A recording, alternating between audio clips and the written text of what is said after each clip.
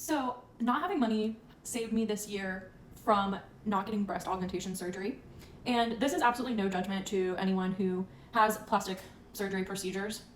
Um, Applied for financing, denied. I think as someone who struggles with impulsivity or even like having a self-image issue, with particular like body parts and things, how accessible and how often it was being shown to me led me to considering a very intense surgery, an unnecessary surgery that I think that my health will be better off in the long run for not doing it. And I just wanted to kind of open a discourse and be a little bit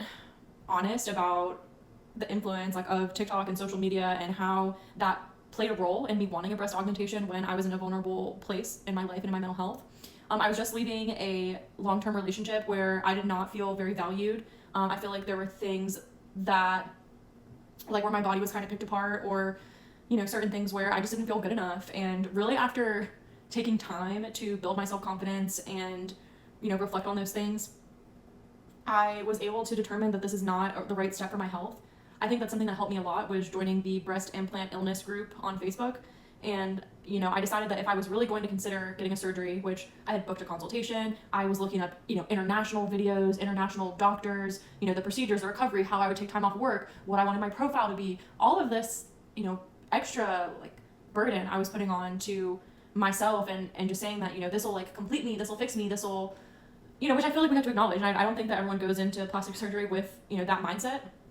But I think as a woman, we are so broken down to body parts. We're so objectified to a point where, we are augmenting our own bodies. And having, to wait to make that decision because of financials ultimately really served me. And being on that Facebook group day in and day out and reading about women's stories that had undergone this surgery and just talking about how they were having so much regret and struggling with their decision and, having to get drains or, having their existing breast tissue before the surgery be affected by the surgery and their health being affected and just developing chronic illnesses. I'm so fortunate that I didn't have the ability to follow my impulse on this one, and I just really feel like it's the right choice for me personally, and I'm really proud to have made that choice that will be better for myself and my health in the future and not require any future surgeries, and just really work to embrace my natural beauty and my natural body and reclaim some of the power that I feel like social media has warped my mind over a period of years, a period of time, and just the fact that that's being pushed to me and influenced to me and showing up on my timeline. And so if anyone's kind of on the fence about those things, or if anyone has had it and had a positive experience, I respect each individual, but I think ultimately my journey is going to be just accepting my own God-given body, my own God-given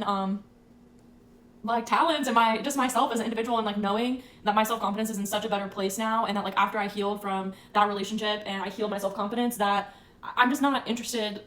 in damaging myself or adhering to someone else's expectations of what my body should look like. My body is what it is, and bitch, I'm fine. I am fine. So I'm just really grateful that God gave me a little bit of patience, and I'm grateful I didn't have any money because I didn't make that life-altering decision. So